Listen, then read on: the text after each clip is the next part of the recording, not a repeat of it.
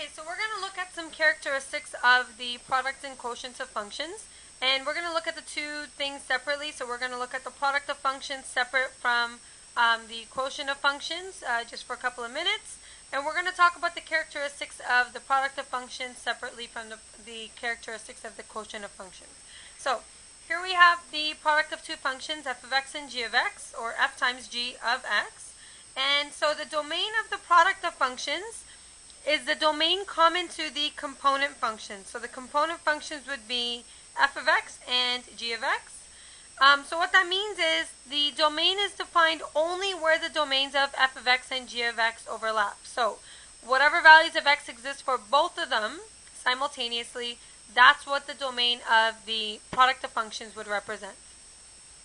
Okay, the range may vary based on the resulting function. So depending on what kind of function you end up with at the end, the range of the function may change. So restrictions on one or both of the original ranges may indicate the existence or absence of a restriction on the range of the resulting function. So you might have two functions that you start off with where both of them might have a restriction on it, but the resulting function that you have once you look at the product may end up having no restrictions on it, or it might go the other way around.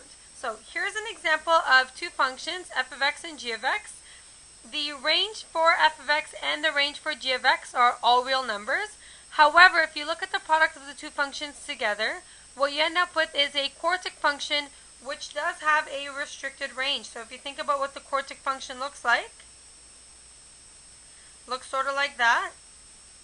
And so what that tells me is that the range has values of y that are only greater than or equal to 0. So we started off with two functions that had no restrictions, and we ended up with a function that does have restrictions on the range. Okay, so the symmetry of the product of functions. So in terms of symmetry, two even functions will produce another even function. So if you start off with two even functions, the end result will also be an even function. Two odd functions will also produce an even function. Okay, so it doesn't matter whether they're both even or both odd, you'll end up with two even functions. However, if you have one of each kind of function, so one even, one odd, then you'll end up with an odd function as a result.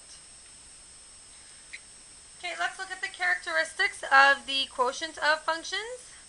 You'll notice that the color of the text changes because I ran out of ink. Now the ink is back to the regular color. That was a side note. Anyways, so if you're looking at the quotients of functions, notice that you have f of x divided by g of x, or f divided by g of x. What you'll notice is that the domain of the quotient of functions is a domain common to the component function. So that's similar to what we saw before.